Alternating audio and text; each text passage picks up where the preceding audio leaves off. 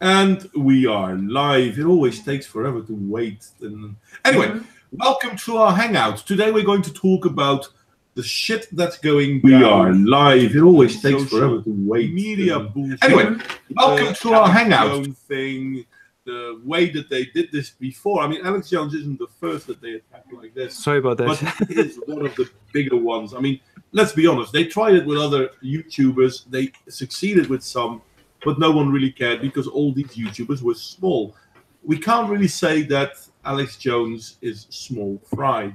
No, but it's not just that he's gone from YouTube. It's a concerted attack across all the platforms on the same day. Yeah, that's significant. Yeah. That's crazy. It's a departure. Yeah, so basically we can say that the few people that live in that small area of internet-savvy America are basically trying to decide what the rest of the world is and is not allowed to think. To me, that seems scary. It is scary.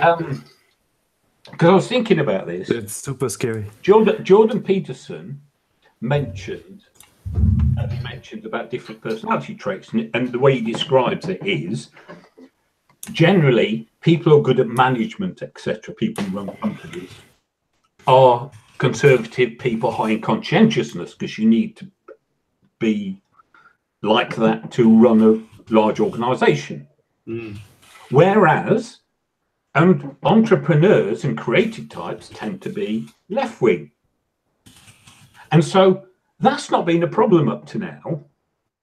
The problem is with these companies is they don't conform to the traditional model of a corporation, because they are still run by the entrepreneurs, and we're now seeing what it's like when entrepreneurs run huge corporations.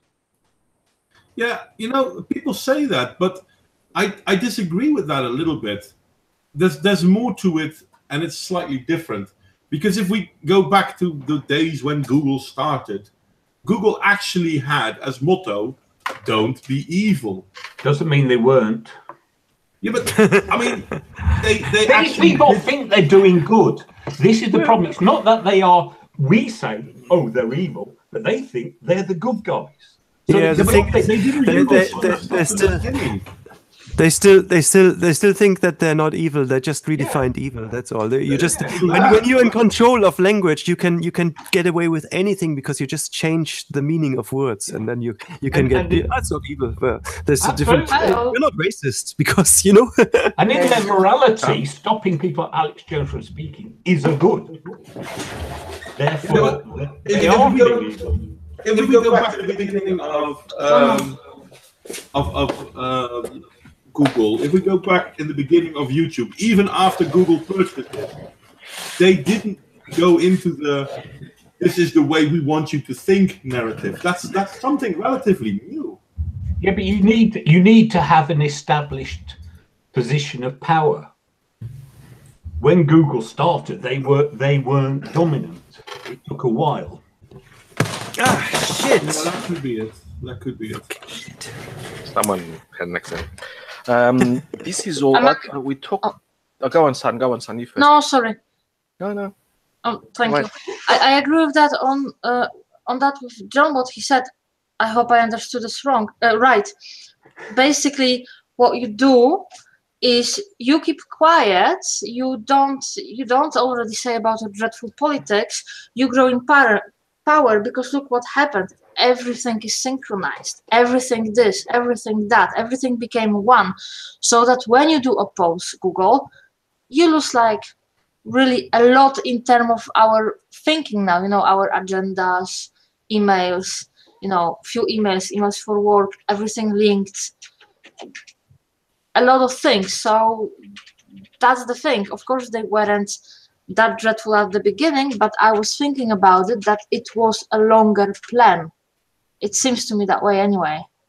And you also get a natural problem over time that someone who starts off, let's say, with pure intent or less devious intent, perhaps not pure, become corrupted by their own success and sense of infallibility.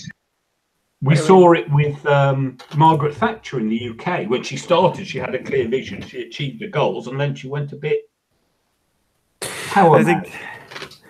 I think that the problem with the pure intent is people think that they know what's pure. That's the first problem, that people don't have a philosophical, they don't have a principled or philosophical background for their actions. They just think, oh, this feels good, this feels right, so this is what we need to amplify. And I think that's a problem, like that people don't really.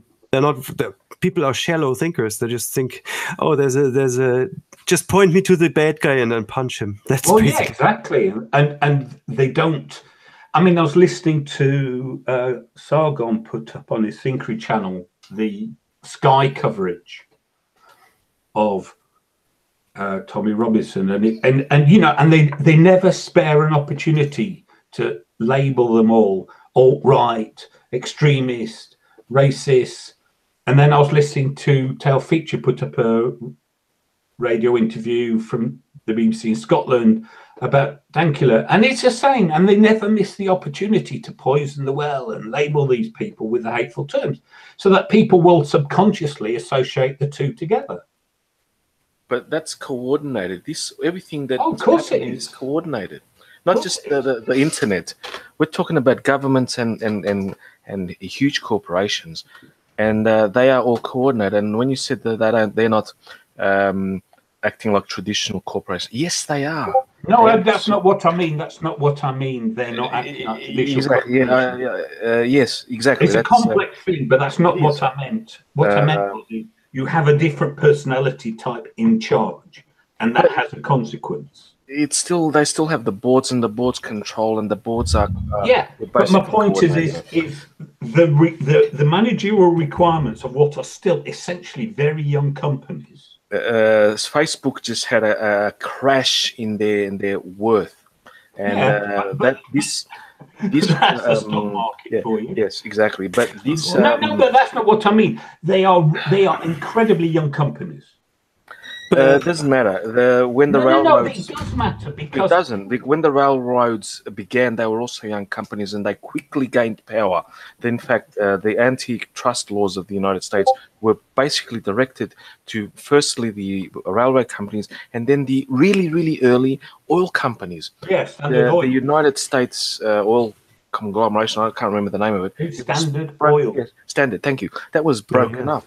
That was broken up, and because they did predatory pricing, and also influence and a lot of crap that was happening. They were influencing politically influencing. Okay, so to recap, to create a little bit of a thought about this. Does this then mean that we are going to move in towards a time where stuff like Google and YouTube, etc., are going to be made public companies or being broken up? They already have a precedent about them being public forums. One of the reasons Twitter hasn't banned Alex Jones yet is because someone sued President Trump that he could not block people because they won. Yeah. That means that the precedence is there. Twitter now is a public forum. Yeah. There is another factor. There is another factor to that because if you're a platform, I think you brought up a very good point. It's like, Carlos, you are brilliant. I didn't even think of that. Because the Trump thing, because they are so obsessed with getting Trump. They are so obsessed, and because Trump lost people, that they inadvertently turned up Twitter into a public forum, which makes it harder for Twitter to get rid of Alex Jones, because if they get rid of Alex Jones, they would be headed for a lawsuit, and their numbers are already going down. Yep. Not to mention, like, all of their numbers are going down, actually, Facebook, YouTube, and Twitter, because they keep purging people on the rights. I mean, even I am just like growing bored. Now I'm using Minds more often because Minds is a lot more fun nowadays because I don't have to worry about being censored. But in all fairness, and I agree with you, Rin. But in all fairness, doesn't that mean that Alex Jones now might have a good case to sue YouTube and Google and Facebook and all of them companies? It does. This precedent has been set on Twitter. It can be applied to all of the social media companies. One class action suit will absolutely destroy them. Yeah. I hope it'll happen then, to be honest. Well, there is another. Sorry, can I just interject this? There's another factor, because there's a difference in the United States between being a platform where you are not responsible for the content and being a publisher where you are. And if you do not censor people, you can claim to be a platform, and so you are not liable for what is published. But the minute they start editorializing by banning people, they become a publisher, and then they become liable for what is said on their platform. Yeah, and they keep saying that they are not responsible for what's posted. That's what happened with the Twitter. No. They already are. They make themselves responsible the minute they censor, and they do it, and it's gonna fucking bite them in the ass, because if you can because they don't have like nailed down the rules for hate speech, so it's very easy to attack them on that. So there'll be a lot of backlash. There'll be a lot of the first thing that we're going to see all the we're going to see lesbians, feminists. We're going to see all them ostracized from these platforms because the right will turn those hate speech laws against them. I know this. Well, it's not just the right. It's going to take maybe 3 months, 6 months, or a year, but there's just going to be a complete. It's going to be complete kind of Kahlschlag. I don't know what they'll just clamp down on a lot of content, and there's only going to be like really kind of middle of the road kind of kittens, That's it. They are basically. forcing Family friendly. Yeah, they're going to force President Trump to start some proceedings to regulate those companies, which is bad. Yeah. Censorship is bad, but the regulations are equally bad. Yeah.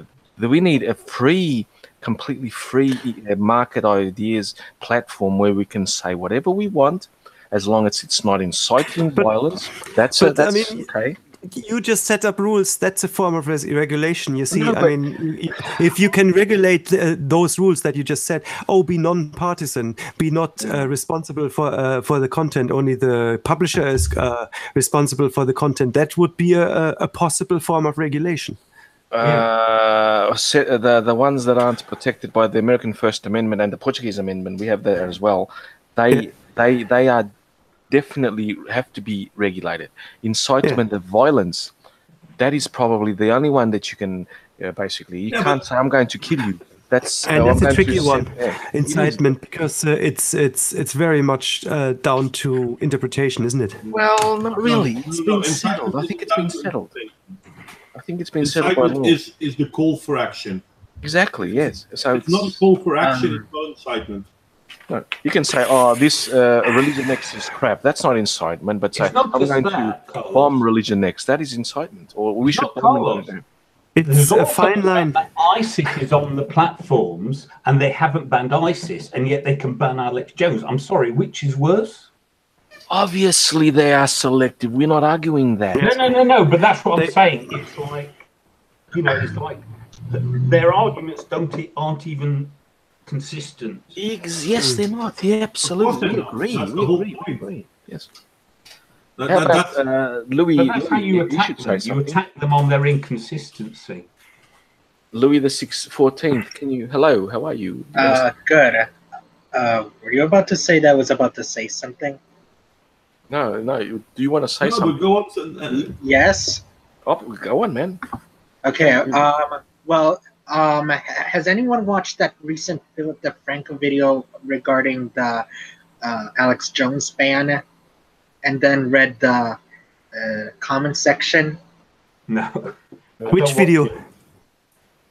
About Alex Jones. Well, of whom? You said Philip DeFranco. Sorry? I think you're cutting out. I mean, there were 300 videos about Alex Jones, but which one? Philip DeFranco. Philip DeFranco. Philip DeFranco. I think he was a bit flippy floppy on it, wasn't he? He was kind of serves him right because he's an asshole or something. What are his political positions anyway? He's inconsistent. He is a bit inconsistent. He's light. He's very light. Well, when it comes to Philip DeFranco, he tries to present both sides. He tries to get what is the consensus on the right, what's the consensus on the left, and he tries to go this is where these people are coming from. This is where the right side is coming from. This is where I'm coming from. But let me know what you think. Oh, he used to actually say that all the time too. I think at one point he used to actually say that all the time. This is where the left is coming from. This is where the right is coming from. This is where I'm coming from. But let me know what you think. I have the feeling though that he's trying to be centrist. Yes, but I've heard that he's also a progressive. Yeah, indeed. So he's trying to be a progressive centrist, and that doesn't work. You could see this when he had this talk with those two girls who were at each other's throats. I forgot the ones. So my point is that if you read at the comments section, it seems that many of his followers are also progressives, as in the far leftists, and they are constantly bringing up the argument that Alex Jones deserves to be banned from those social media websites because, one, he violated the terms of services. Well, how many of them actually put they support free speech within their websites? Now, the second point is that it's a shield. Actually, I disagree with you that Philip DeFranco's audience is just full of progressives because they overwhelmingly defended Count Dankula. And I didn't see certain progressives that we know defend Count Dankula. But it's if you looked at Philip DeFranco's conversation at the time, it was overwhelmingly support for Count Dankula. Yeah, but in the beginning, Count Dankula had a lot of support on the left because Count Dankula once self-identified as a communist. I have to disagree about the argument violating the terms of services. That's always being brought up by the left, and it's almost always a lie. Alex Jones has won all lawsuits that were leveled against him. It's just a shield. It's just a front. What it really means, it's doublespeak for he is violating our moral principles. That's what they mean when they say violating the cause. No, I had to disagree with you there. When I was listening to people were having problems with the incident involving calling Sandy Hook victims crisis actors. Because it's kind of if you are the family of the Sandy Hook victims and you're getting, bombarded with calls or whatnot saying that your kid is an actor, if you are the parents of the child that died, it's going to cause you a lot of distress. I was about to say my second point, which was they also brought up the argument that he deserves to be banned from those social media websites, including YouTube, because he committed defamation. And they don't all the time. Exactly. Yeah, I mean, Lawrence Southern. Everyone does it. I reckon. They do nothing but. Or Sandy Hook victims. Yeah. John, so what? Are they Sandy Sandy Hook victims? Here, but he's not here, is he? Who? Magog. He was in the chat. He was. Who? Magog. Magog. I haven't seen him. No, he wasn't. I didn't see him. In our chat here. No. Two in your fucking head, he wrote. No, he's not. Well, And then he said, I'm starting my own social media Magog. with Yeah, hookers and blackjack. He's on the chat, yeah. Oh, there he is. Hi there, Magog. Hi, Magog. Oh, get him in, quickly, get him in. Okay. Magog, do you want to join, mate? Because you're a big name, and you know. Don't be so starstruck. I'm starstruck. It will even more skew the number He of would participants absolutely be honored. Well, we'd be all honored to have him here. But Lauren Southern sort of plagiarized. Well, she didn't plagiarize. I said basically the exact same thing I didn't know about her post in my post. I'm sharing it now. Where as soon as I saw what happens, I wrote what's really happening, and it's in my screen there.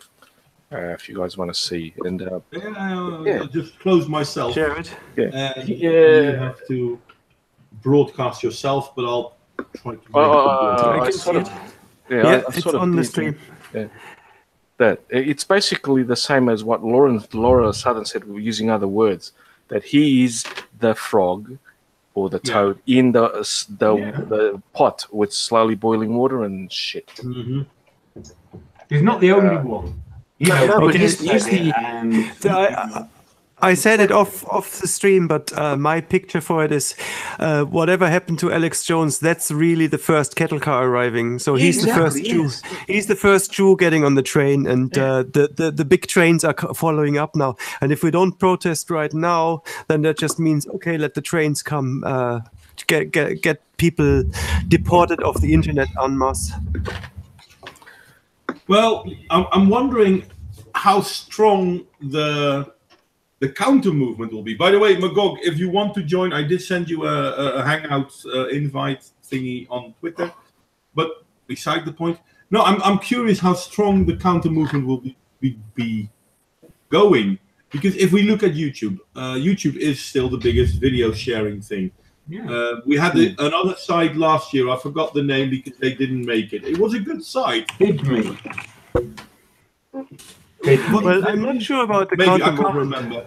It was. I'm telling you. Yeah, I don't see much protest. I see a lot of outrage now for the first week or two, and that's it. And maybe there'll be some crowdfunding. But the only way something can be done about this, get Alex Jones on some alternative platforms, and then vote with your feet. I heard that InfoWars did join BitChute. I heard it from Steve Sexton here. He told and not only that, but I think it was also Racerfist that said that InfoWars is the newest addiction to BitChute. It's not only BitChute, but I think that they could also be found in Gab AI. By the way, hi, Mr. Magog. Hey, Magog. The strong getting less lately. I think BitChute is the best alternative. That's a man. It'll scale. The others won't scale. That's what did for vid. The thing is, and hi there, Magog.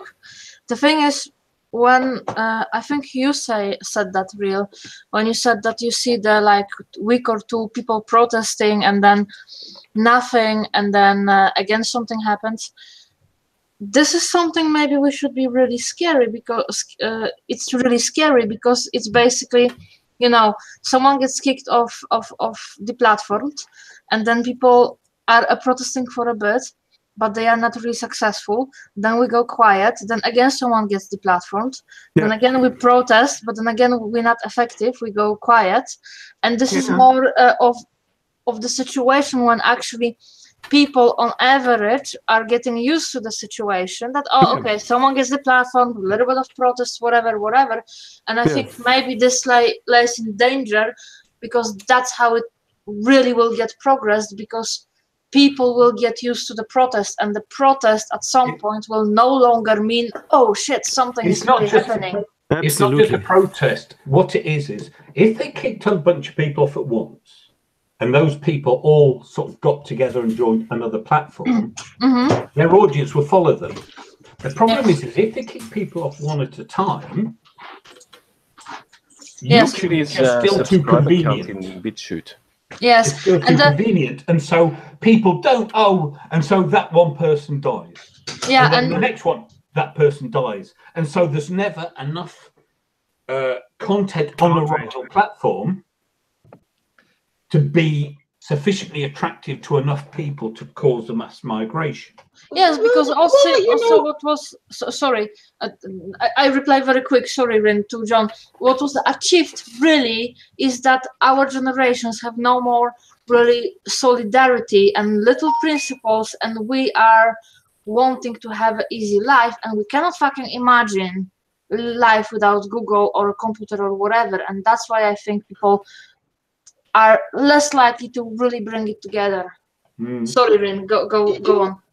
You know what I think it is? I forgot where I heard this from. I think I've heard this from Temple about how like eBay used to be yellow. And wait, I think this is related. eBay used to be related, and then at first they automatically like went to white, and everybody got mad and angry and whatnot. But then they slowly changed the colors. They went from yellow, and then they gradually like increments. They lighten it bit by bits until eBay was whites. And I think that's what they're doing with the big YouTubers. At first, they want to get rid of like the people that most people hate, like the neo-Nazis. Like first they go for the neo-Nazis because even with normal people, they're kind of like, well, it's those crappy people. But then they want to get like more and more and more people. You know, they just want to just kind of, you know, pushed away because it's kind of a lot like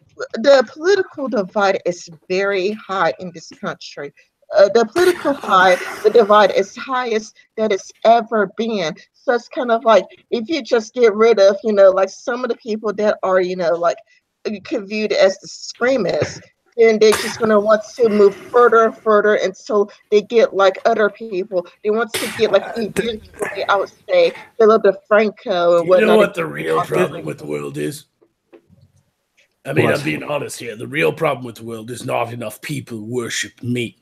I worship you, Magog. I worship the ground you walk in.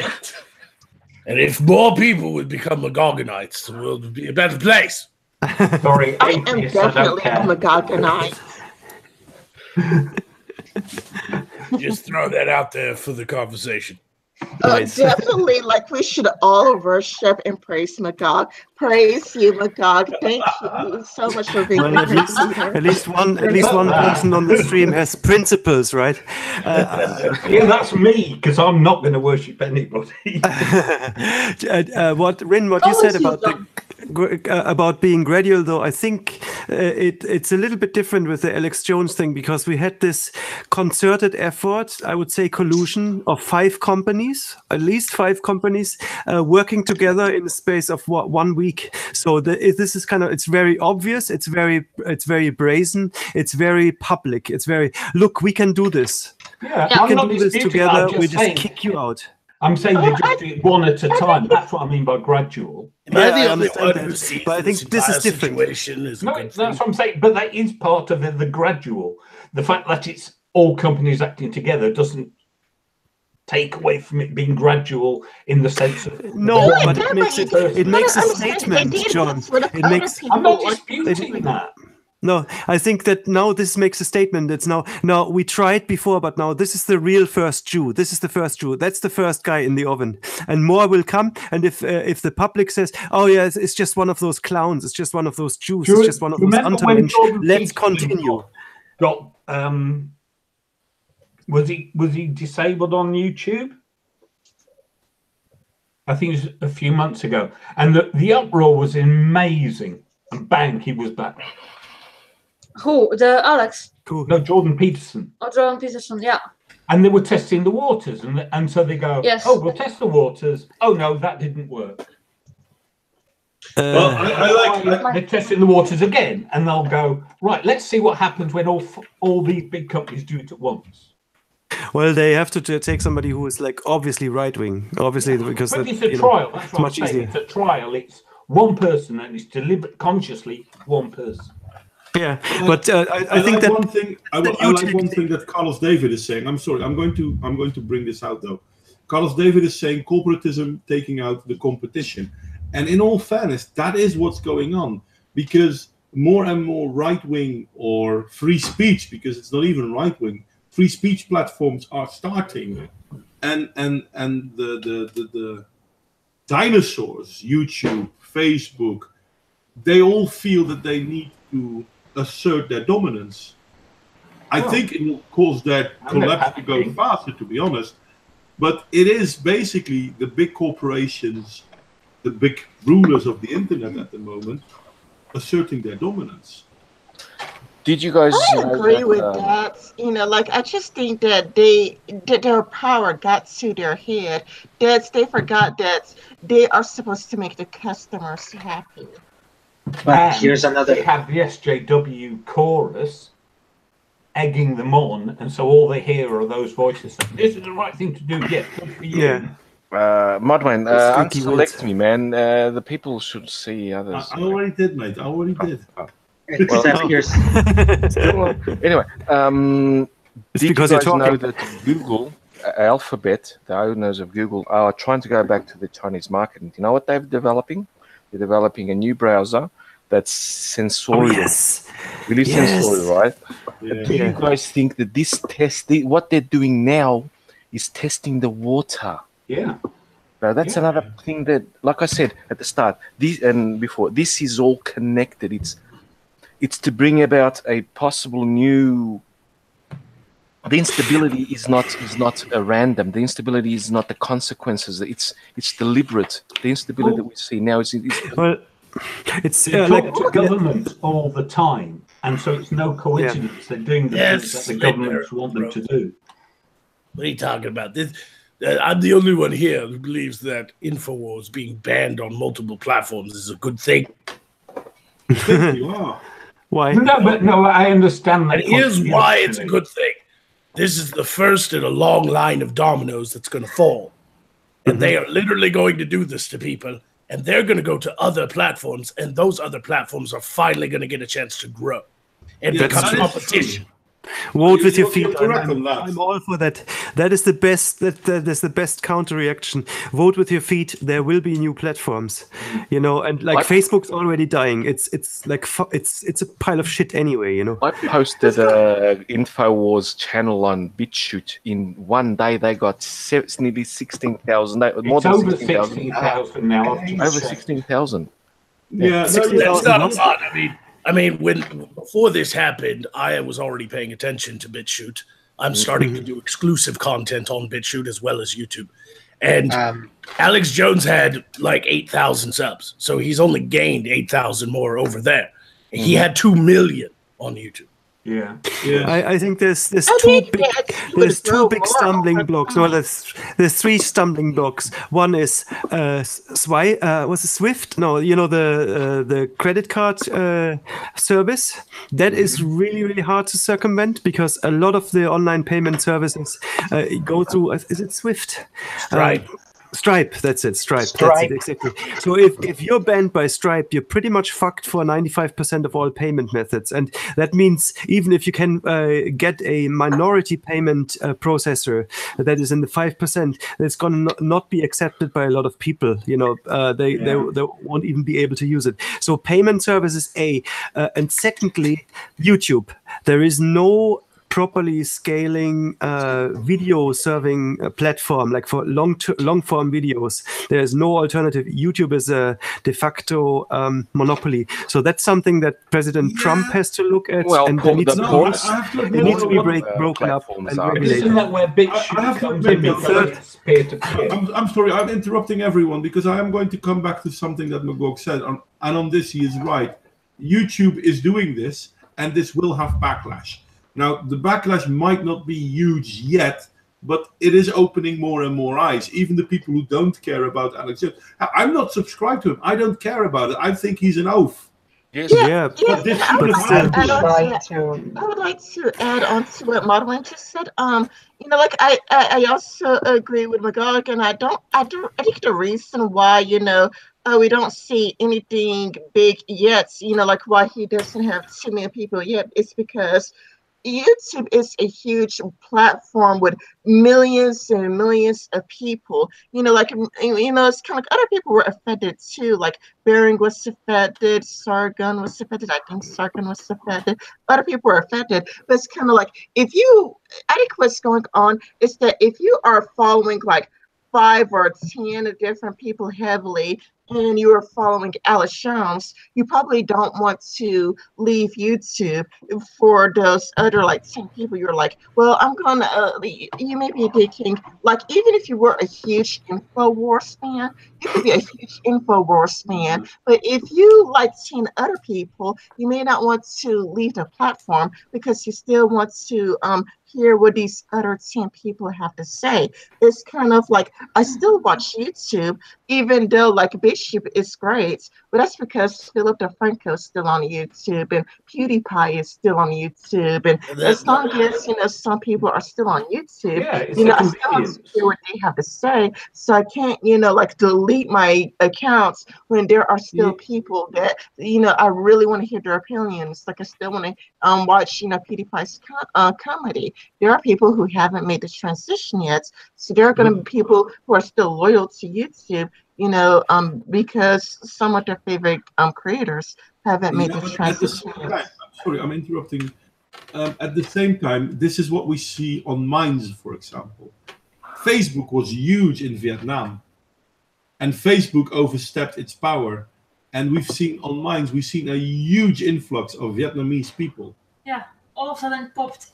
I mean, roughly half of all the people subscribed to me on Minds at this point in time are Vietnamese. I don't even speak Vietnamese, but a lot of Vietnamese are coming. And I think we will see the same thing happening if YouTube keeps pushing this. And I think they will keep pushing this because they feel they get away with it. This is the ship righting itself. It's gradual. This is the ship righting itself. Like, you're going to have more and more creators who are going to be on YouTube, but they're also going to start doing more exclusive content just for BitChute to entice audiences to watch both. And then eventually, there's going to be a big shift when YouTube and Google start fully kicking people off. Then there's going to be no alternative than these other sites, and it's going to right ship a little bit. I mean, this is inevitable, but the market will correct itself as long as the internet remains slightly unregulated by the government, because there's going to be other companies that'll do like a PayPal thing if PayPal starts discriminating, and there are going to be other websites that start up like payment processes and stuff if Stripe keeps doing what they're doing. Like Patreon was a direct result, like the big boom in Patreon was a direct result of the adpocalypse. Like Patreon was a shit fucking website that some people use to raise a little money now and again to becoming literally the way most YouTubers make their money. Well, the problem is that amazing, Megan. The biggest problem with Patreon is Stripe, because there was like maker supports, but maker supports tried to get free speech. But maker supports and Patreon are both connected to Stripe, and Stripe is connected to the banks, if I'm correct. What are you talking about now? Now, maker support dropped the ball. They're in a lawsuit right now, but Patreon is through PayPal, not Stripe. What? Yeah, you get paid through PayPal. It's not Stripe at all. Like, there's no Stripe. Oh, really? Yeah, that's what I heard from somebody's super channel. I didn't know.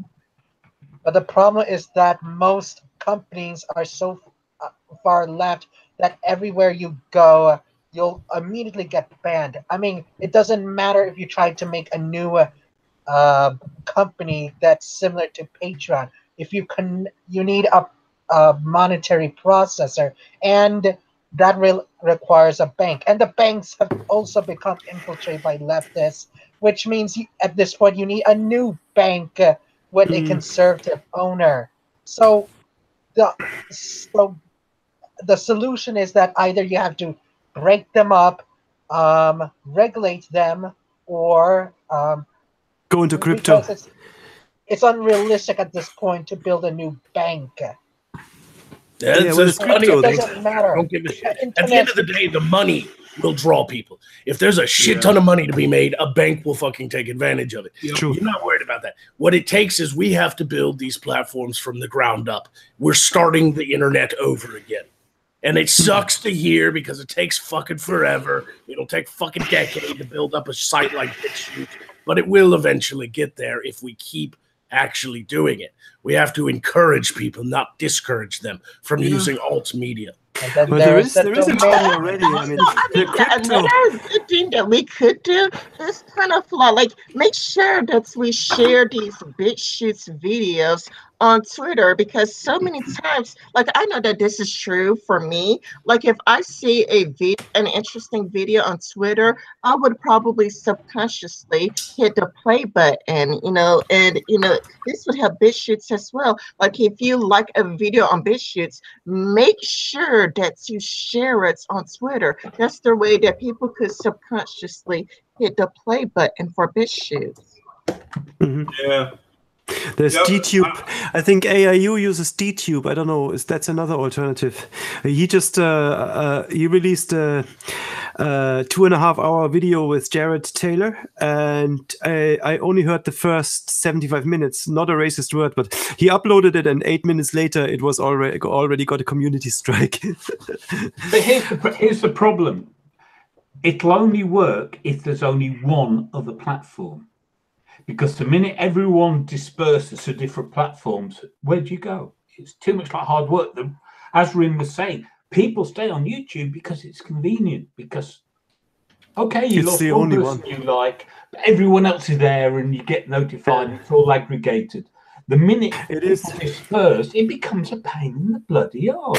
I think that YouTube is the one. I think Philip DeFranco wants to do Philip DeFranco now. It would be nice instead of just everybody, like somebody being on DTube. And I try to use DTube, and to me, I find it very inconvenient. So what I see about all just migrate to the exact same platform. Yeah, it's all wishful thinking. You can't fix YouTube from the inside. The content creator cannot fix YouTube. It's like there's critical mass. We're just like it's like a planet, and there's people debating about it, how they can change the course of the planet, and they're just living on the surface.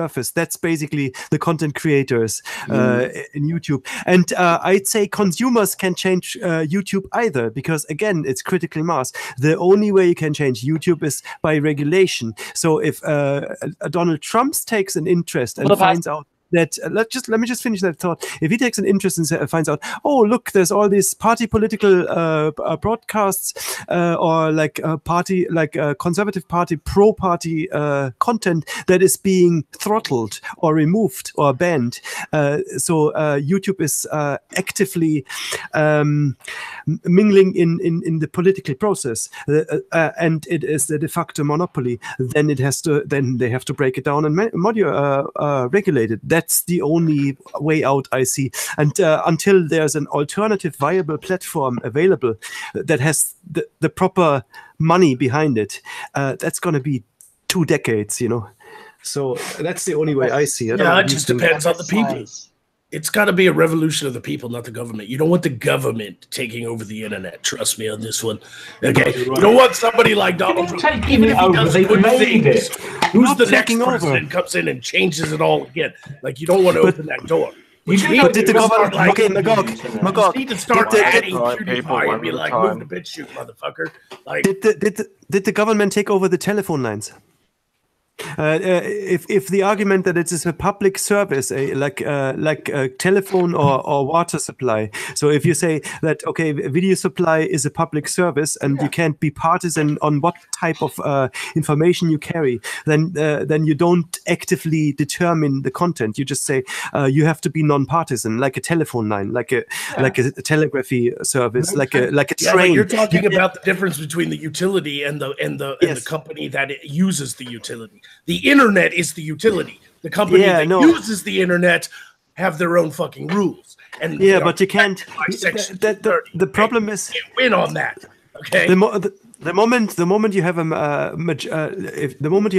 monopoly, let's say you own all the roads to New York, and you say, okay, we're just going to close off the roads to company X, like this ice cream company, because we don't want them on the market. Then you have a problem. It may be a privately owned road, but if you're partisan to the type of traffic that you carry, then and you can stop that traffic, then it becomes clear that you are like a utility. That's the point. It's already a utility. People are choosing to use these websites. If people didn't choose to use these websites, they wouldn't be as big as they are. They choose their websites, but there is no viable way to get a competition service to YouTube off the ground. They're the richest. They have the biggest server farms. They have de facto a monopoly. They have there is no way. There is no. Not even Apple could set up and they have 1 trillion. Right, not even Apple could set up a competition to YouTube. It's not just that, but Google or Alphabet, who own them, have patents on the server technology which makes their system work. So but aren't the porn sites using the same technology, basically like Pornhub and Xams? No, because they're not the same scale. It's kind of funny because there are a lot of gun channels that have actually made the move to Pornhub. What? How silly can you have it? But Pornhub actually banned Alex Jones, by the way. No, it wasn't. It was a different site that banned Alex Jones. His tits were too fat. Oh, okay. It was a porn site, but it wasn't Pornhub. You gotta understand, if the government, even if the government came in and broke apart Google like they did Ma Bell back in the telephone days, the only thing that would rise out of that is a bunch of other smaller companies, but people would still use Google. It's got to be a social change. It's got to be a social change. They should make Absolutely. them And what about them on being a platform, which means they don't get to specify who's allowed on it. It would help. I'm not disagreeing with you. That's no, I'm saying don't split them up. Don't split them up. Just simply say you claim to be a platform, not a publisher, so you don't get to say who's entitled to go on. Period. That's it. So all we have to do. That would be like the regulation. No, Government wouldn't that be sort of like a terms of service. Bill of Rights for the internet? Yeah. That's what we need. We need a constitution of the internet because it needs to be acknowledged that the internet, this backbone, even though it's privately owned, it should not be partisan to party political whims or something like that. It should be a community. It should be owned by like the world community, and they have to really think about rules for this. That are not partisan to a small, little, tiny group of people like the European Union or the US or something. That's only a part. It needs to be a more global thing, All it needs is, like I said in the start, all it needs is a class action suit, because the precedent's already been set with Twitter. And when someone sued Trump for being blocked on Twitter, the precedent is there. It can be applied to every other platform. So if Alex Jones, yes, it can. Yes. I think you have to start with Twitter first. If you No. That's like the baker's not selling the cake, by the way. That's exactly the same legal argument. Right? You think things are all complicated? The fact is that the ability to do your business, so your whole livelihood, is determined by things that happen online now. Viv, I say, he did a brilliant video about it. He's saying if your reputation, you get banned, and then an employer goes and you put in your CV to someone, and they look up and they go, "Oh, you were banned on such and such. I'm not going to employ you." But that can only happen. It's not like someone saying, "I won't bake you a cake." That doesn't affect any of the rest of your life. But if these companies, your ability to even be online affects your whole life. Therefore, it's not just a question of are you allowed to say that, it's are you allowed to exist? Yeah, like I can see your point there, because it's like I can see why it should be viewed as a public utility, because people use the internet to connect with their family, their friends. It's kind of before you would connect to your family and your friends through your phone, but now if you want to connect to your family and your friends, you would connect to your family and friends through the internet. and not like that, but it's kind of like the local news is even on the internet. So the local news would inform you like, oh yeah, there's a tornado in your area. There's a flooding in your area. Watch out, and that would be on the internet. So I could see the argument that it's a public utility because it's interesting. I just popped on to say hi. I've actually got to get going, but I have one more thing to add, and I'll let you get back to your very complicated conversation. But I would say this: if everybody feels inclined, I mean, I do agree that some regulation is needed. I mean, it's all things. So contact your local congressman, contact your local senator, and tell them to tell Donald Trump to pass a bill, through Congress to command these big tech companies to do as Magog commands. And if that happens, Yes. then if that happens, then nothing will be wrong in the world. Because they will be mine to control. What is your command? What is your command, Magog? Yes, you will obey Magog. We're ready for your command. Just throwing it out there that Zuckerberg needs to lick some Magog balls. Sorry, I didn't know. Anyway, it's like fucking a toaster. While Jack watches. I'm sorry to see you go again, Magog, but thank you very much for joining us, mate. Cheers, man. To have you. Yes, I very good point. You really did. That getting Chinese food is more important than arguing with you all today. But perhaps another time. I'm not arguing with that. I can't argue with that. I just tweeted out that you joined, and everybody's gonna rush in, and then they'll see that they'll call me a liar. Well, but it's okay. I'm sorry that's happened, but No, you don't can't worry, control don't worry. me. I control you. There's a difference. Yeah, no, don't worry. I'm shadow banned anyway. You should all try and do the am I shadow banned? I bet half of you have a quality. Who has a quality filter on their Twitter? God damn it! I'm not banned in anything. Jesus, what am I doing wrong? No, I am shadow banned in YouTube. I have the feeling. I celebrated when I got blocked by somebody. Oh, I'm blocked by a lot of people. The first time I've ever blocked is like, yay, I've joined. No, the quality filter works like this. I'm quality filtered, and only people who follow me can see what I tweet, and I regularly get likes from Sugar Tits. She likes my stuff, and everybody else. Lovely. She even likes stuff I've said, and that's some going. Oh yeah, you're diminishing me now, John. Well, you all enjoy the rest of I don't use this complicated subject. I'm going to leave now. Worship me. Share the link around. Great talking to you. See you next time, Magog. Thanks for joining, mate. See you guys. See ya. Thumbs up to Mighty Magog. Yes, absolutely. Yeah. He's awesome. Speaking of Magog, where's my That was nice. Now, people, just to reiterate, everything is. I can repeat this until exhaustion because I'm a OCD sufferer, possibly. I don't know. All linked. And having said that, I'm also going to leave. Thank you all.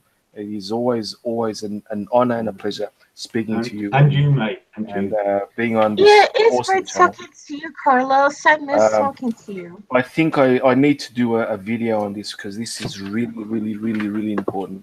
So I may do a live stream because I can't do anything else without it being a live stream. Really? You did do a few videos and it was really nice. And then oh man, you don't know how terrible I feel when I do it. I'm more natural when I do live stream, so I have to do a live stream. So be prepared. This is a sort of an announcement. Oh, great. Okay. Well, I'll hope to be able to be there then. To all, thank you and good night, and have fun. People. Good All night. right. Bye, Carlos. Bye, chat. You were also awesome as well. Thank you, mate. I will see you soon. So may I say something now? Yeah, sure. Now, here's another problem when it comes to, let's see, the monopoly situation. We still have monopolies in terms of the ISPs, which is making internet more expensive. Also, data is not a finite resource. Mm-hmm. No, It's not a finite resource. No, it's not. Which means we need to be very careful on how to regulate them. Well, when you're saying ISPs, you include registrars, right? Because you have to make a distinction between ISP, who is providing the service of bringing the internet to your house, and the ones that actually are hosting it. And I think that's the bigger danger, that the domain registrars actually kick off websites like Daily Storm or whatever, that they completely remove them. I'm talking about. I was referring to the ones that are bringing the internet to the house, but come to think of it, when you mention registers, I think there's also a discussion with that, because I wanted to talk about that, because even when someone tries to make their own website and their own payment processor, they will still get kicked off because the domain registrars have been infiltrated by leftists. So everywhere you go, it's been infiltrated. And yet they still bring up the private company argument, despite the fact they can say Alex Jones can just make up his own video stream website, right? But the problem is that the payment processors and the registrars have been infiltrated by leftists also. Yeah. So, like what you say about ISPs, I don't see it as quite as bad as you, because, well, at least where we are in Ireland, there's plenty of competition. There's not just one ISP, but it might be different in America. So you might have like whole whole states that are like served by a single ISP. The market, ironically. Yes, the US has a problem with internet service providers. But if you look at the underlying service, as in the actual backbone, look at a company like Verizon. They're not just ISPs. They actually carry the whole backbone, the whole traffic, and they can actually determine how fast or how slow, or like potentially completely cut off data streams if they want to. So they can actually on a very, very low level, by just kind of making the pipes smaller, they can influence what data gets where and how it getting served. So they would have ample opportunity to skew political processes. That's a very dangerous thing. Like the low level backbone of it. That I think that's where I would look first before I would even go for ISPs, because ISPs, I must say that the market has been very good. It has been very good at regulating. There's a lot of competition there. Your mileage may vary in America, as I said. But no, I mean, all these providers should be providers, and they shouldn't have political opinions. No, well, they can have political opinions. They shouldn't push them on others. No. What I mean is they shouldn't have terms of service which effectively are political opinions. They should be like, if you abuse in a technical sense, break the law, that's breaking the terms of service, fine, you can understand that. But people who do not break the law shouldn't be banned. Yeah, the problem with that is that the terms of services are, yourself, they are like defined in such a fuzzy way that you only need the right person with the correct amount of, what is it called, the bad will, or the charitable or uncharitable. This is what I'm saying. They shouldn't be allowed to do that, because I'm not one of these. You see, the thing is, from my political position, I don't believe in this. They're private companies, they should do what they want. I think that's bollocks.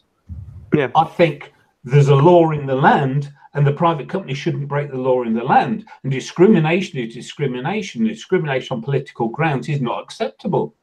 And therefore, I think that the company should obey the law. And if they have legal grounds for banning someone, that's fine. If somebody, for example, distributes copyrighted material against copyright, that's illegal. But if somebody merely says something you don't like, you're a provider. Yeah. But you're the problem. You're a platform, not a publisher. Tough. Okay, but John, the law in the land, that's another problem, because that is at the moment, like, just look at England where you are. It's that's a fucking moving target itself, because the laws keep changing and they sneak in all these. No. But the argument put out by all the bloody conservatives is they're a private company that can do what they want, and I don't agree. Well, I do not agree. I agree with what you say, and I agree that they should abide by the law of the land. But that's another problem, because there is no standard, there's no overarching law, and every country does these kind of pseudo kind of laws. There's a lot of and that's why we have bloody Facebook talking to Merkel and then reporting Germans to the authorities. Yeah. So we already have that. We have what? At the end of the day, that's up to the German people to vote in a government to set the laws that they want. Well, at least that is subject to the democratic will. The problem with these companies is people sat in a fucking room setting the rules and arbitrarily applying the rules with zero accountability. Yeah. See, the problem is, I think that, yes, there is some sort of a democracy, like grassroots democracy of people trying to tell politicians about their will. But the problem is that that is already being kind of cut at the core at the moment with all these terms of services. You know, so it's already, the whole process is already flawed. It was great 3 years ago. It's not great now. You already see a lot less dissenting opinions, especially in England, going back to that when you're under threat to be arrested for an opinion that you have on Twitter.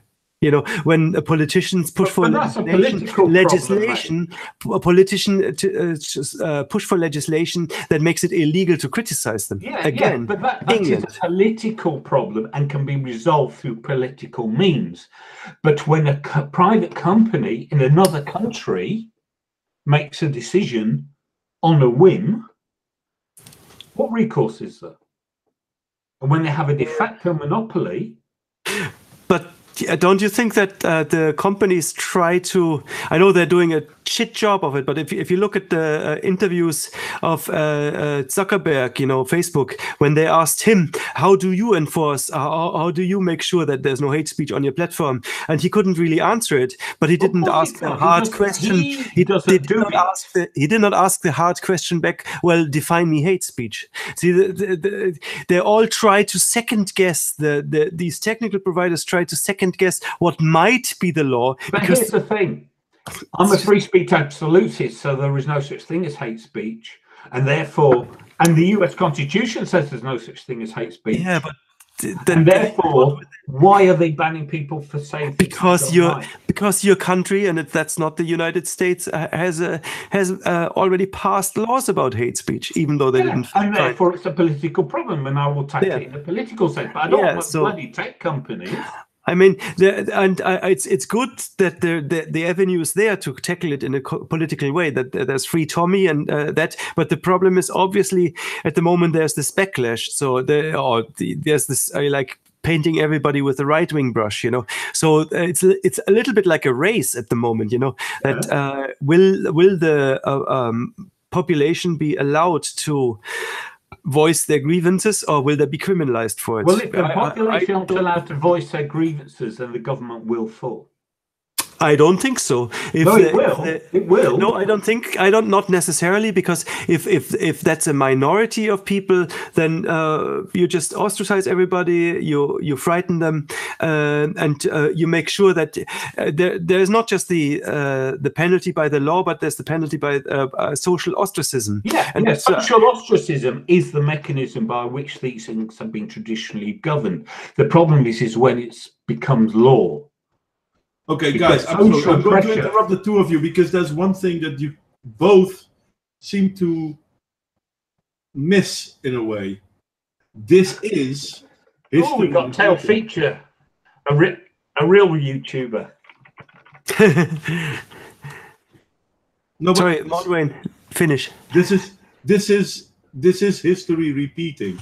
It's history repeating in a slightly more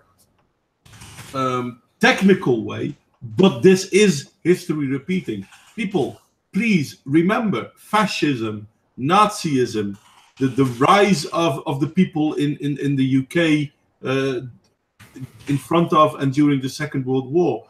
All these things are people reacting to other people, and it started with the left pushing their narrative.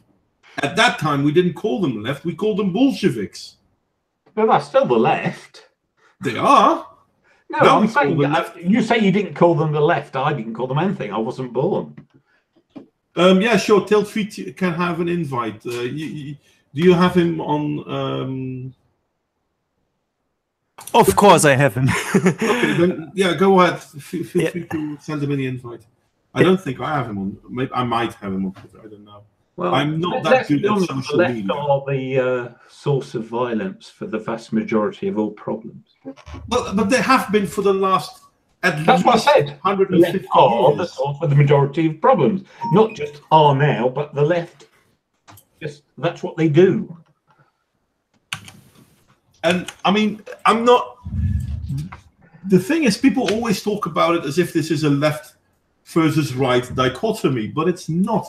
Most people that will suffer from the left aren't the right, they're centrists. And those centrists are being pushed towards the right because people will tell them, oh no, you are right-wing anyway, therefore you must be blah, blah, blah. And this is causing a self-fulfilling prophecy. You know, it's not when you are definitely right, because it's kind of a lot like people who are centrists are definitely being pushed towards the right, because I'll say my background. You know, back a few years ago, like I would say that like about 10 years ago, like I would have been considered perhaps far left, and the reason why I would have been considered far left 10 years ago is because I was in favor of like gay rights and gay marriage and whatnot. I would say that I was on the same boats with Jacqueline Glenn and the Amazing Atheist. But then it's like after a while, there's just people to the further left, and these people to the further left, it's kind of like they are just I don't know. It's like they are crazy. And anyway, it's kind of like they push everybody else towards the rights, because it's kind of like, next thing you know, it's like I look at my political compass says I'm to the center. And then I do another political compass again, and it says I'm very conservative. And that's because people who are to the center, or people who aren't far left, they get pushed to the right because, it's like we get censored too. It's kind of like people who are to the center also get deplatformed. Well, they also have no other choice but to help defend the rights for their free speech. So we end up just becoming more and more to the right because we just don't have anything in common with the far left. Because they have a mantra, which is, if you're not with us, you're against us. And so as far as they're concerned, there's them. And everyone else is far right. Yeah. And so, it's like, even if you say, oh, I'm for equality, I hate racism, I hate sexism, they'll call you a racist, sexist bigot. And you're like, I've literally just said the opposite. You know what? You know what I hear? The left, they would also say that Tim Pool is like far right. And Tim Pool, he is a center-left libertarian. But there are people who would insist that he is far right and that he's anti-left. Yeah, they say that. But people like on Twitter, they would say that he is far right and he hangs out like with like neo-Nazis and whatnot. And that like they even say like that Temple is to the right of me. Like, and that was joking. That Temple could be to the right of me. Tim Pool is still soggy, though. I'm enjoying his shift out into red pill land because he's finally understanding what he's seeing, whereas he used to see it and then deny it. Yeah, it's just that the left does, if you criticize the left does not view you as one of their own. So the moment you go, okay, here are the problems of the left and I like to address it, it's the moment that the left doesn't see you as part of it. No, like even with the ranting feminists tries to criticize the left. Sometimes it's called like, like. I don't think. I don't think that the left dislikes being criticized by Tim Pool. What they really hate is that he doesn't criticize, like properly attack people on the right. That he doesn't attack Sargon. You know, if you talk to Sargon and don't attack him and don't say Sargon is at least misogynist, at least a far right, or at least a Nazi, then you are beyond the pale. You have to attack the same target. Then explain this to me. Then why does the ranting feminist gets a hard time when she criticizes the left?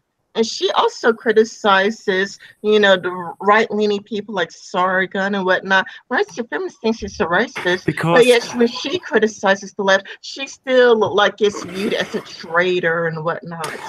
I know, Rin, because the left is still very entrenched in patriarchy, and she's a woman, so they're much more critical of that. You know, you can't be a woman and not attack these misogynists. Or attack the left. You can't be all women are commies, don't you know? According to the left, anyway. Eight-tailed. Oh, we just saw a random Scotsman appear and then disappear again. Yeah, he went in and went out. Fix your inviting him on.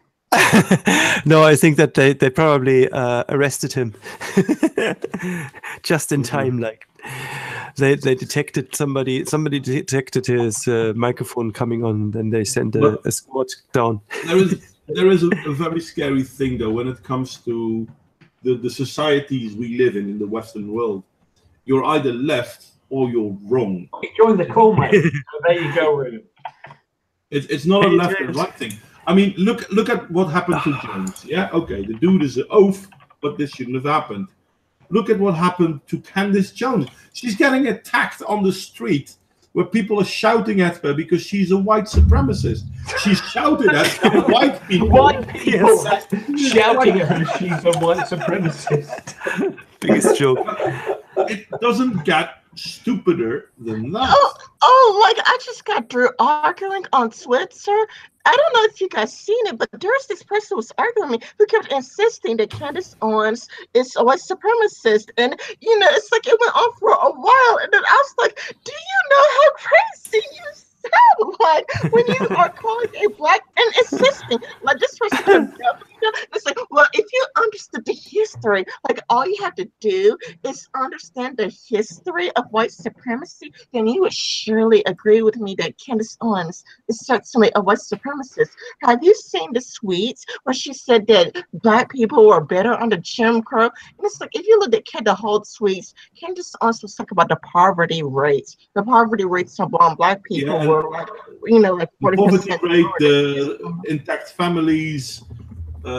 Actually, the growth potential, even under Jim Crow, was better than it is in current society America. So she was talking about the economy. She wasn't talking about like black people voting under Jim Crow. She was talking about how fewer black people were impoverished. And it's like this person keeps reaching and like making a huge, grasping at straws to defend the idea that Candace Owens is a white supremacist. And that person has no idea just how completely insane. That person is an ideologue. That's what happens when you are an ideologue. You have a belief, and then you need to grasp at straws to rationalize the beliefs to keep believing in stupid shit. Anyway, welcome, Tails. You're the second big YouTuber to join me tonight. I feel so. Listen, I've got like 600 all relative and an average of 50 people who watch my stuff. So. All right. Who's the other one? I'll go a moment sooner. And in all fairness, I know people don't like it, but I do think Carlos being big as well with 1,000 subscribers, and he's got great stuff. So yeah, you're the third one. Oh, excellent! Always late to the party. What's happening? So welcome. We were talking about Alex Jones. Alex Jones, free speech, or rather the attack of free speech by the social medias. That's basically it. Am I missing something? Well, here's another thing that we need to talk about, and that is the freedom of association within those companies. But the problem is that this doesn't apply when they are monopolies. How do you mean, mate? What?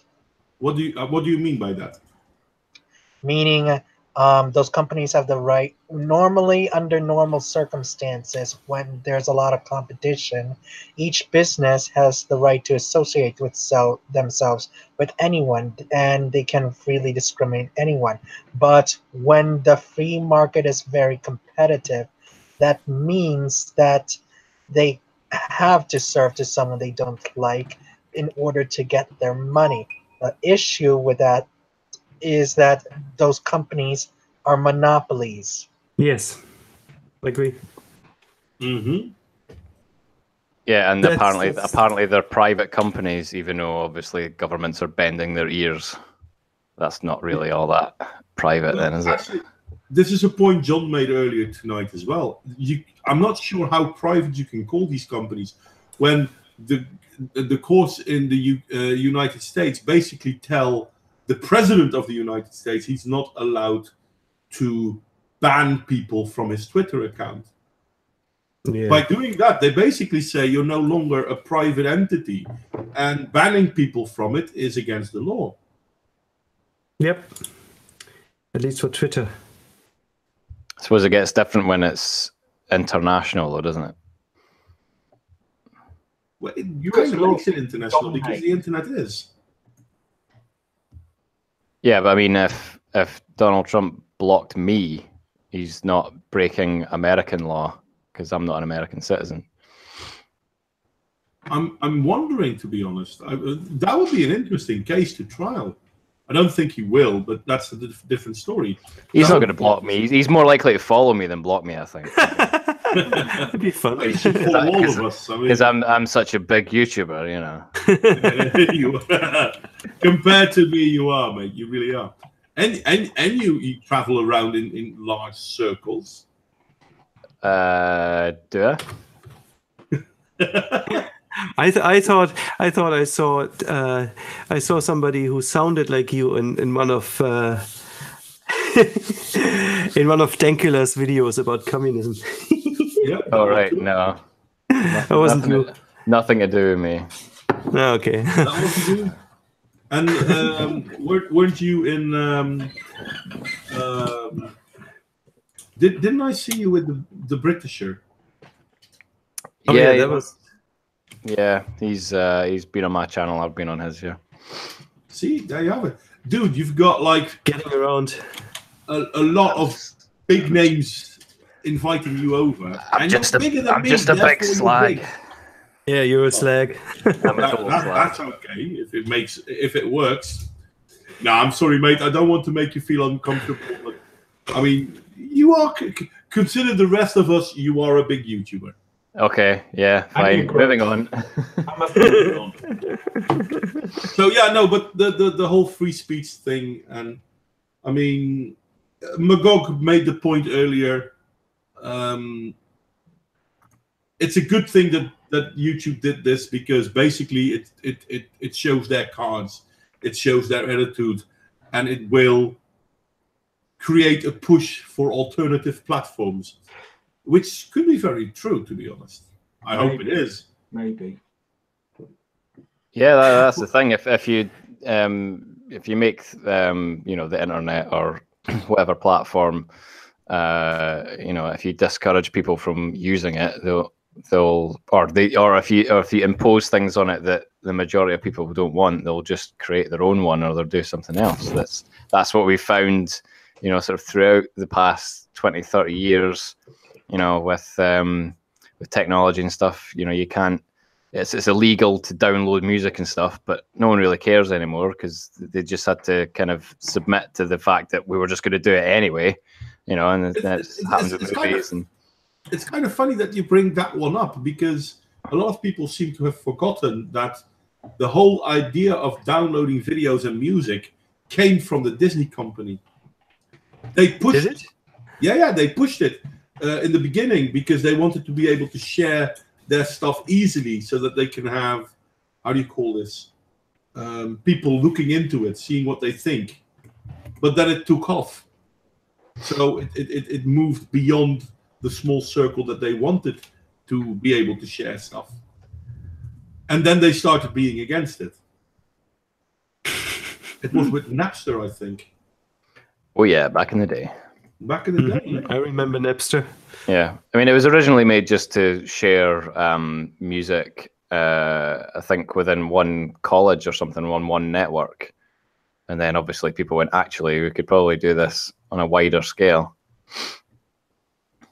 And then we got LimeWire and all these kinds of things. In my day. Young whippersnappers. I think that's how Facebook started as well, wasn't it? Yeah. Wasn't it Facebook or something like that. Mm-hmm. Yeah. I think Napster still exists, but you have to pay for it now, I think it's just like a music streaming site. What, Napster? Really? They resurrected it? Well, I thought they broke it up. No, it's been a few years since I checked anyway, but the last time I heard, maybe about 5 years ago, it was still going on. Yeah, it was. Yeah, it seems to be still a thing. Cool. Yeah, it says Rhapsody is now Napster, same digital music service, 100% legal. All right. That's what it says on their front page. It's kind of funny because in the Netherlands, up till April 2 years ago, it was completely legal to download movies and music, no problem. That's probably why there's so many VPNs. You know, people in the UK, when they use a VPN, it brings up a Dutch IP address. Yeah, and also people use it to be American so they can watch American content. Yeah, there is that. Anyway, now. Did we say everything we wanted to say about the free speech and Bloody Jones debacle? I guess. I mean, I don't know how much stuff you covered already, but I mean, all I would say was, you know, the people that are gloating over this, well, it's just a matter of time until absolutely it affects them as well. Yeah, that's what they do. All these problems, what they do, they say, oh yes, you must ban this, and then the minute it bites them in the arse, they go, why are they doing this to us? Yeah, like I saw that just today. Like there's actually some, I don't see who, there's somebody gloating and bragging about like Alex Jones being kicked off. They're like, you know, making lights of it, and it's kind of like, I'm pretty sure that the moment you start getting censored, I'm pretty sure that your tune is going to change. It's going to be like, because you always see this with the far left, they would say like, yeah, Count, thank you for getting censored, this is great, but then the moment that they get censored, they want to go on about how unfair it is or how unjust it is, or they would go, it's like, well, what about your principles? Like, I know that some of the free speech warriors, got rid of us. It's kind of like, so what about your principles? They can never ever say, well, it's against our principles. They always have to say, what's about your principles? They love that line, But in the end, it's kind of like, well, if we're gone and somebody in the alt-right wants to create a second accounts and they want to get rid of all of the people in the far left, they're in no position to really complain or ask for help because they would gladly get rid of everybody else. The only thing is, I don't think it's gonna be that instant. It's gonna hit a few people on the other side, not everybody. So they don't really, and they will. There'll be a period where it just kind of gets worse and worse. There'll be more and more regulation on both sides. So it will become unfreer and unfreer for a good while before people really start to speak out against it. Because they still embrace these values of censorship and sanitizing thought and all that. They still think that's a good thing, even if there's a few. Oh yeah, maybe it had hit this guy from our tribe, but overall, isn't it a good thing that we are are pure of thought. And to get the analogy of the Jews again, how many Germans ended up in concentration camps? It was some fringe groups, it would have been some gay people, and would have been maybe some communists, so it'll hit the fringes first, and it's not necessarily something that the mainstream will take much notice of, except of course, when you're a feminist, then if vulnerability is a currency, then you will probably take some notice that, oh, suddenly all the trans people get hit by this, or suddenly, but yeah, I don't know. I mean, I think they will, as long as they can, they will try to reformulate those principles so that it doesn't hit them, just. There are still some people on the left that care about free speech. I mean, I know that there are a lot of people who on the right who hate this guy, but David Shera, he seems to still care about free speech. Well, yeah, I didn't mean it was going to be like instantaneous, but remember it was a few years ago.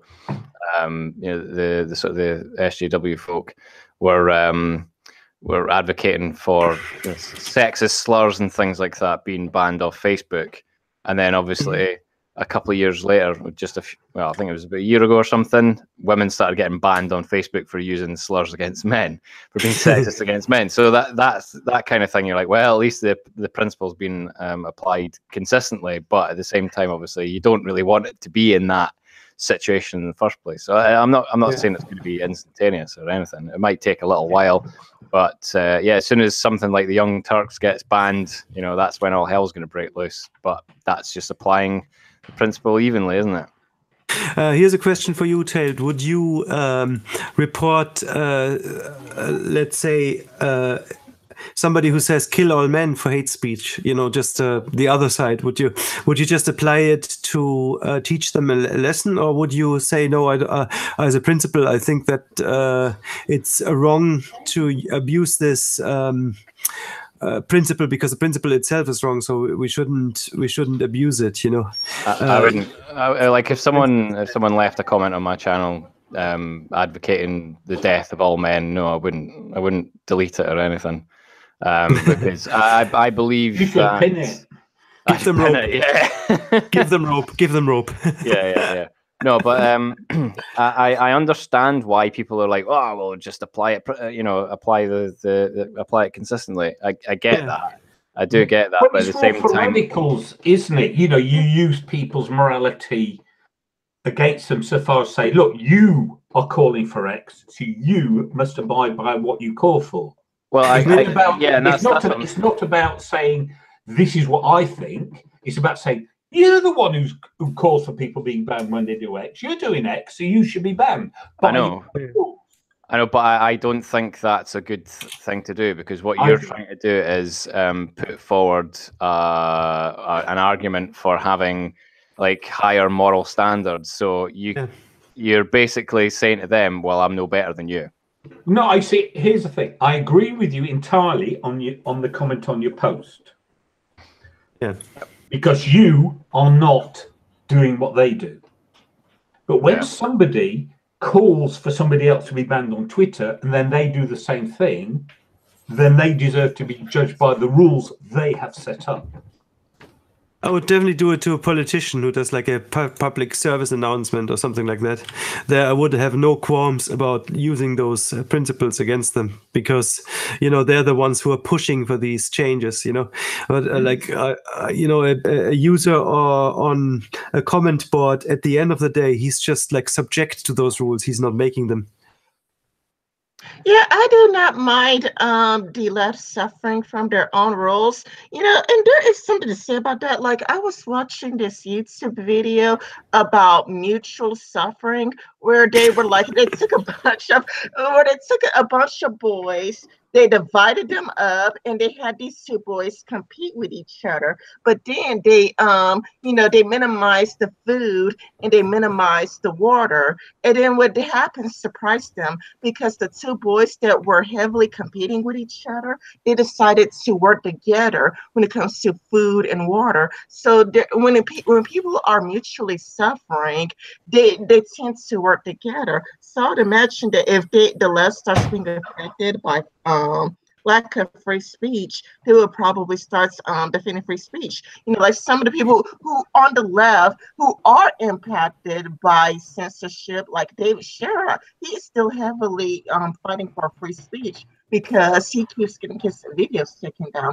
So he has an invested interest. So when people are affected by censorship, they do care about free speech. Yeah, like the whole James Gunn thing, for example. Like I wouldn't want him fired for the tweets that he put out because they clearly were just jokes and shit. So Yeah. I don't think he should be fired for those tweets. But at the same time, people are like, oh well, we're just holding them to their own standards. But you know what they say, you know, an eye for an eye makes the whole world blind. Yeah, I didn't agree with that, for example. That's kind of the point I'm getting at. I don't really want, obviously, holding them to their own standards and stuff like that. I can see the point, but at what point do we become no better than them? Yeah. I have to say that's the difference between what you do as you and how you hold them accountable in public. Well, say it was one of them that left the comment. No, it doesn't matter if it's you. If they're making a comment to you, you abide by your rules. Mm-hmm. So your rules are: I don't care. You say what you like. Yes. Okay, but if you're talking about public advocacy for being banned for doing X, you hold them by their own standards. Yeah, if you can find those who make the rules or who advocate the rules and attack them, that's like poetic justice, I would say. Like, if you say, okay, you attack this person. I mean, I don't know, the tit for tat thing. You know, there is stuff like doxing, for instance, where I don't think that works. You know, I think that's like two wrongs don't make a right. So look at it from that point of view, John. I suppose it does depend on the context, you know, as Raven just said there. If it's like a politician or something that's saying, you know, calling for, you know, the arrest of people for doing X, and then they themselves have done it, then absolutely you hold them accountable to their own rules. And that was what I was trying to say. Right. Okay. That yeah. I was more thinking if it was just some random on the internet. No. I'm not talking about the low small scale. Small scale, you abide by your own standards. Yeah. And you don't descend. But the difference is when they make public calls for action against someone like Alex Jones, they want their cake and eat it because they know our principles are to not do that.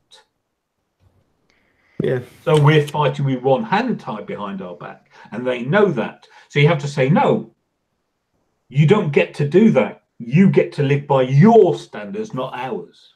Would you not be better, rather than going after them, would you not be better making the point and advocating for the reinstatement of Alex Jones? You do both. You can do both. I agree with that one, John. You can do both. The thing is that we can talk about how we disagree with them blocking us, and we disagree with them banning us or shadow banning us, or etc., etc., etc. But at the same time, and this is proven so many times, I mean, they put out the most heinous stuff. They hate white men. They hate cis men, whatever cis might mean. They hate this. They hate that. But as soon as you criticize, even fairly criticize, one of theirs, they not even block you, but they report you. They try to get you from their platforms or from the platforms we're active on. It may be a good idea to start doing the same to them. I'm sorry, but if you talk about how you want to kill all white men, I might feel inclined to have you reported for hate speech. Yeah. I think that one thing that one could do, I wouldn't necessarily try attack anybody who hasn't a great following anyway, because it's not gonna. It's just petty, you know. But if you have a huge, if you're a big influencer, you have like 100,000 of followers, and then you say some really heinous shit, then I think you should be called out for it. No, I'm sorry, I don't agree with that. You need consistency in what you do.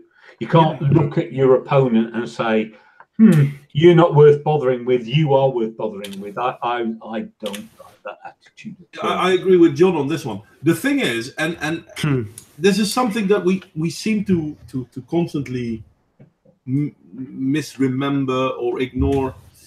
Remember a few years back, before the first apocalypse, they were attacking people like Thunderfoot and a lot of big YouTubers. They were attacking because they were guilty of wrongthink, and then all of a sudden, YouTube made algorithms to try and kick the standards into high gear on what is and isn't allowed.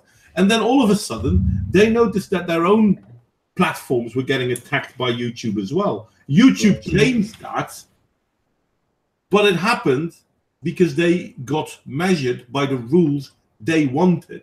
Yeah. And I mean, I know I've not been out to, I don't block people, I don't report people on average, but maybe I should. Not so much because I don't think they have the right to say these things, but to make them measure up by their own standards. Yeah. Or what you're really doing is you show the flaw in the system. You demonstrate the flaw in the system. Yeah.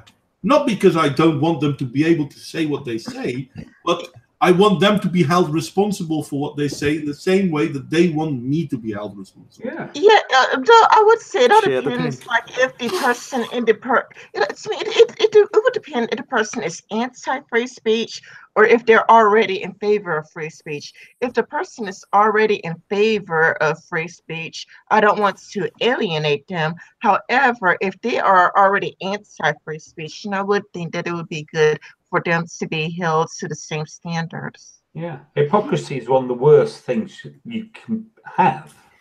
I guess for good reason. I guess what I would say was, okay, so you get some people banned off Twitter or something like that. What have you actually achieved?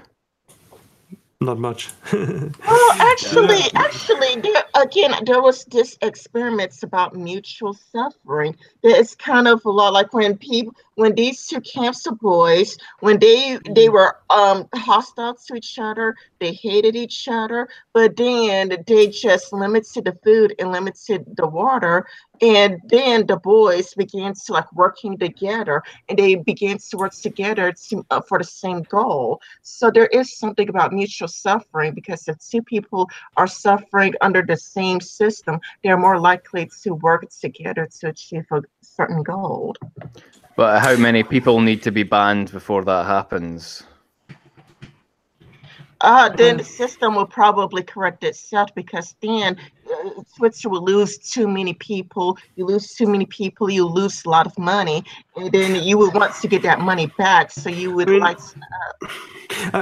you will probably change some minds anyway. You know, if you attack some people, and that's what my point was. If you change minds, change the minds of the ones that are in power and that make the policies. Change the minds of politicians, get them banned. You know, show them how that is to be excluded from free speech and public opinion. And I mean, partly you see a regulation already kicking in that if you're working for a company, then they will actually put in the work in the what's it called, not terms and service, you know, the work contract, that you can't tweet out or you can't partake in social media anymore. I wonder when it's going to happen to politicians. You know, because it's too dangerous. You're a liability. You know, I don't know. I think there is something about there's something good about the punching up kind of trope. You know, well, I like the idea of you know, bringing light to the hypocrisy and all that kind of thing, but I think using slightly underhanded tactics sort of cheapens what you do. I mean, I get the argument against it and stuff, and something that Daisy raised up in the chat as well. She says, if you're an online celebrity such as Alex Jones or Tommy Robinson, you can always just find another platform. It's people like us who lose the most from banning. And the thing is, this is changing the subject slightly, but we obviously know about Alex Jones being banned because he had a huge following and all that kind of thing. I just have to wonder how many other smaller people have been banned before this that we have no idea about, and they have no way of getting that message out there. That's quite scary. Yeah, that's basically what Daisy Pumpkin said in the chat a moment ago as well. And on this, that is the problem, and that is why we need to address this.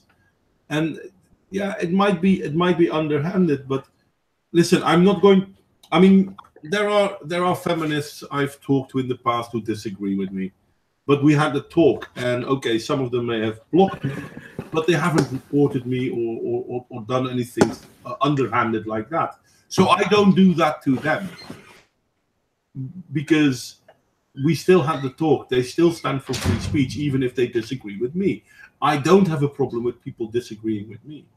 But if we see what happened, I mean, it's some time ago. For example, when what was it? The something or other witch, I forgot her name, who started a concerted letter writing campaign to get Thunderfoot blocked. Oh, is it Laughing Witch? Was it? Yeah, Laughing Witch. Yeah, God, that takes me back. I mean, I'm sorry, but people like that, yeah, measure them to their own standards.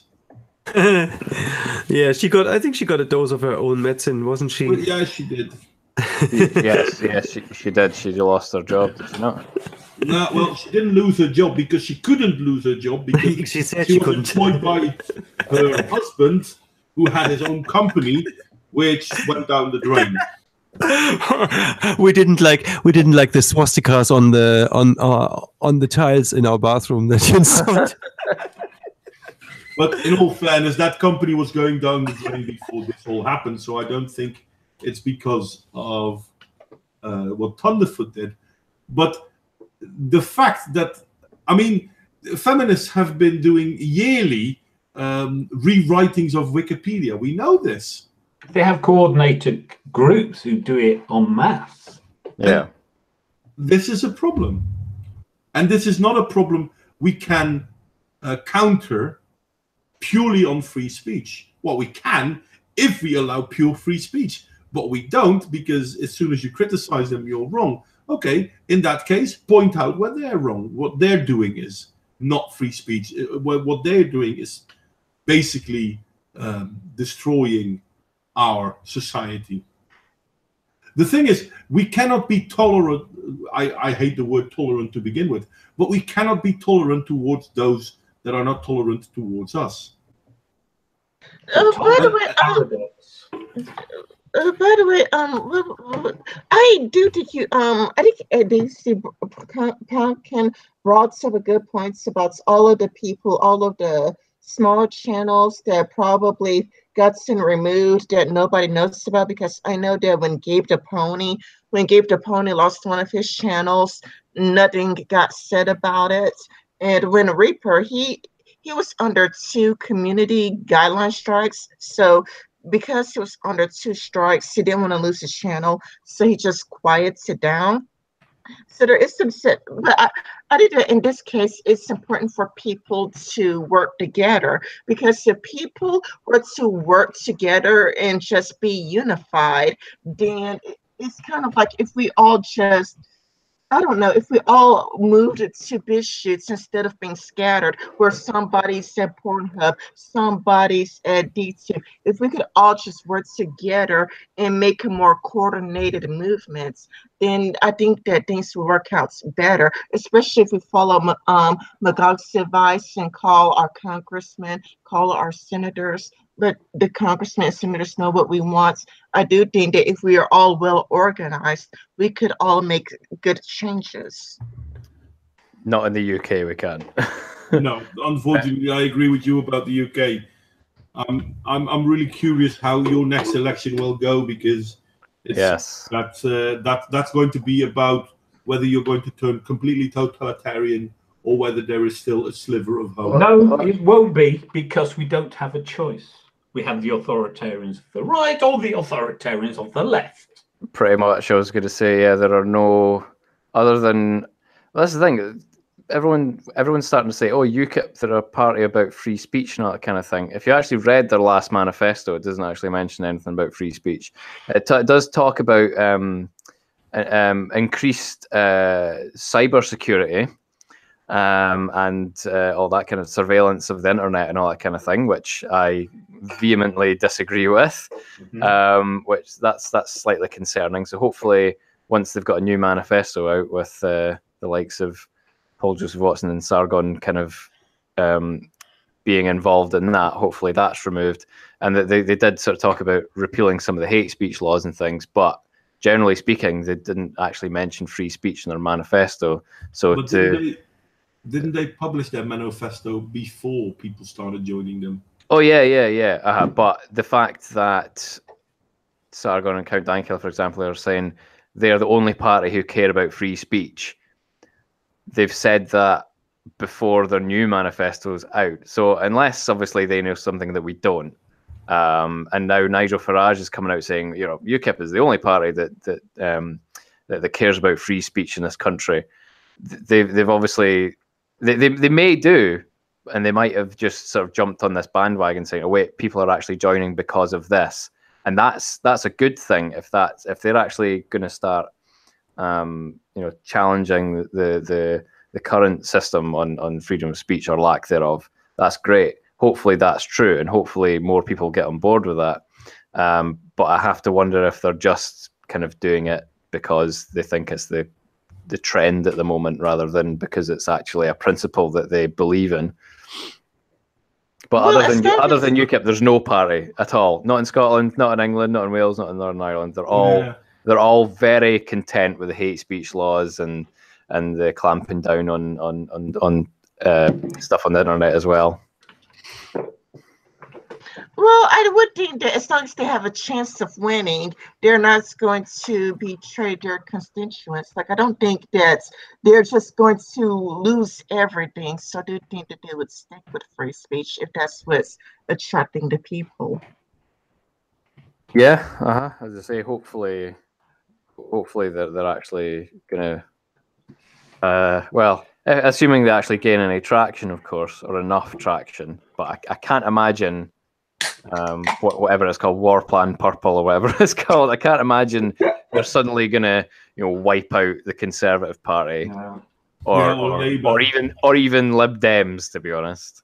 Well, as I've argued with Modwain privately, we don't live in a democracy, and the system was designed to be resilient against opposition. Oh, you mean first past the post? Yes. Yeah. So are you alternative? Whatever was it called? The ATV.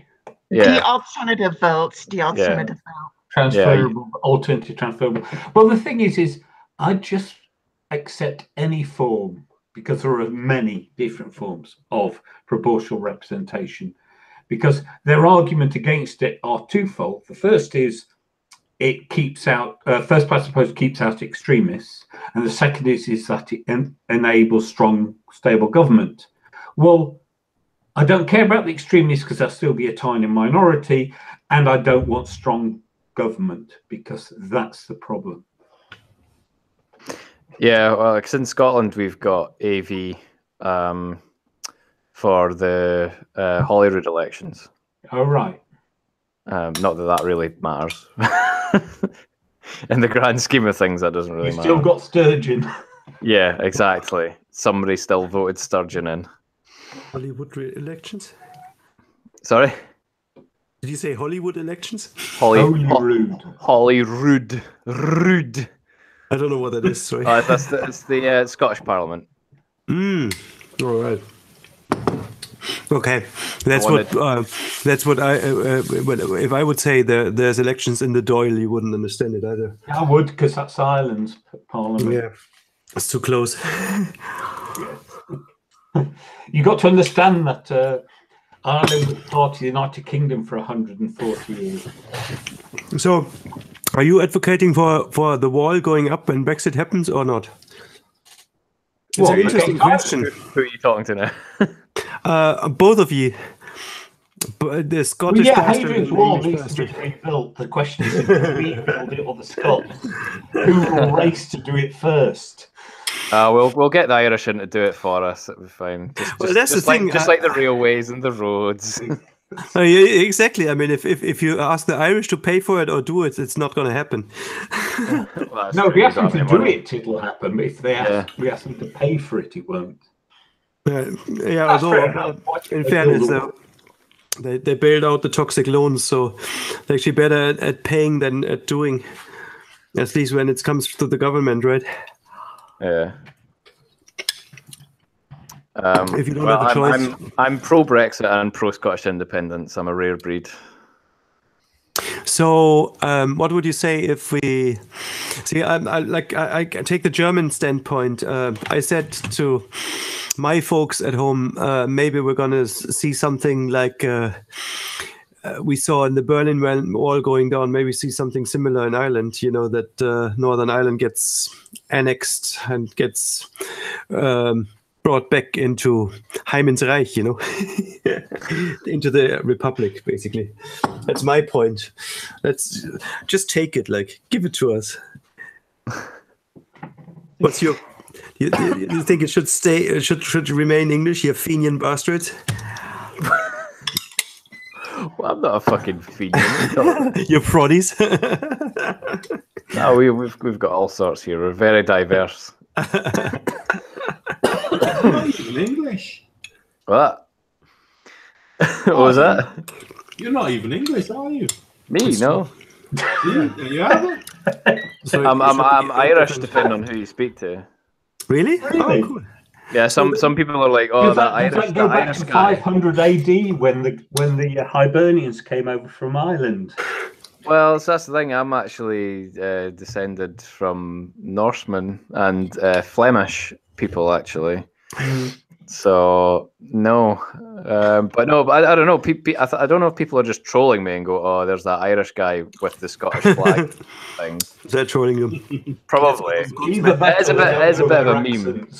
Yeah, it is a bit of a meme. I don't know if it's just Americans not being able to I don't really hear your Irish accent, to be honest. So No, but then again, people think I sound like Count Dankula, even though we've got totally different accents. But maybe I'm obviously just more sensitive to it because he's a dirty Glaswegian. yeah. Anyway, guys, I do have to admit, I really enjoyed our hangout, but I am tired as hell, and we are reaching the 2-hour limit. So I'm going to call it quits for tonight. That was grand. Anyone want to have any famous last words? Sure, like when the cattle car arrives for you, resist. Don't go in. Yeah. Resistance is futile. I think Alex Jones will find an alternative anyway. So Yeah, it's not so much that people will find alternatives. It's the ease with which they seem to organize trying to destroy those they don't like. but it's out in the open now anyway. That's true.